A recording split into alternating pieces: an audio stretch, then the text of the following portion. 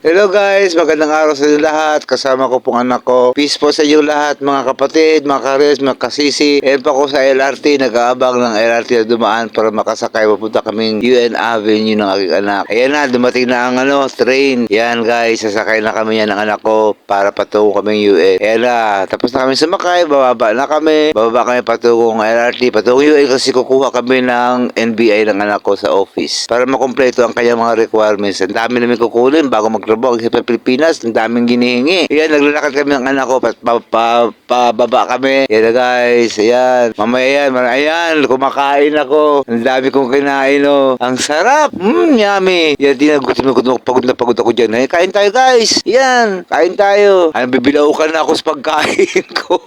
Marami nakatingin sa akin, kaya wala akong pakialam. Basta kakain ako kahit saan, upo ako dyan. Kahit sa bangketa pa yan. Uminom ako ng fruit juice guys, inom tayo. Yan, fruit juice ba yan? Ayan. Sarap.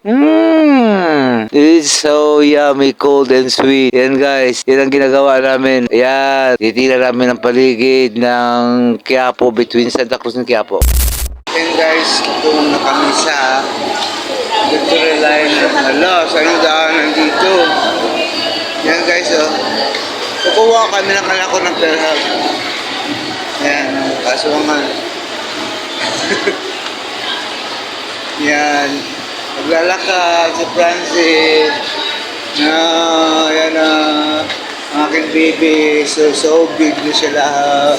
Yan na guys, naglalakad kami ng anak ko, niloloko kong anak ko na medyo parang kailan lang siya baby. Yan ang baby ko, malaki na, binata na. Kaya nakakatuwa isipin sa ilang taon na nakalipas, binata na pala ang anak ko. Gusto na maghanap buhay, kahit ayaw ko pa. Ayaw ng mama niya, ayan na kami sa PhilHealth, dumating na kami. Kukuha kasi kami ng ID PhilHealth niya. Kaya ito po kami ngayon guys. Papasok na kami dyan, ayan nakaupo na. Mamaya, mayroon na sa kanyang magpapa-charming na girl. Ayun.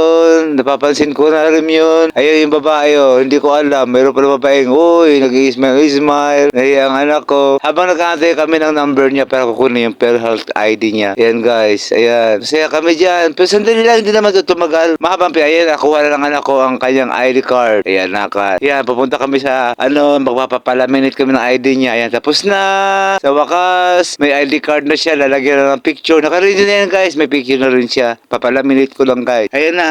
Nag-CR muna kami. Hello! Sulit ako. Uy! Hindi ko makasuhan.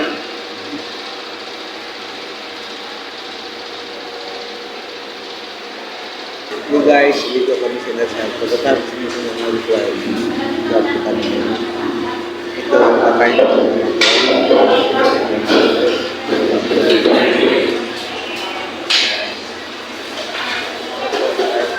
Kain tayo.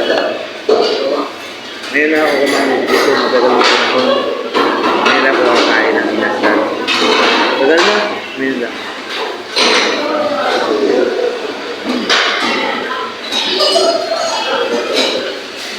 Ayun guys, pagkatapos namin magtrabaho lahat, kakain kami sa Nasal. Yan po ako, lumalamon na ako. Ayan ang anak ko. Naku, ang anak ko talaga kasi marunong magkamayan. Kaya kahit anong gawin nga, makutsara, tinidor talaga yan, Diyos Maria Joseph. Hindi mo mapag kumain, pag masdan nyo, napakainihin kumain. Oo.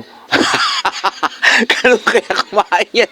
Kaya wala tayong magagawa. Sabi ko sa kanya, paano ka magtrabaho pag ganyan ka kumain? Napaka-hina kumain. Ay, nasal pa gusto pero mahina kumain. Hanggang dito lang guys. Don't forget to follow, like, and share my video. Hanggang sa susunod na video guys. Bye-bye!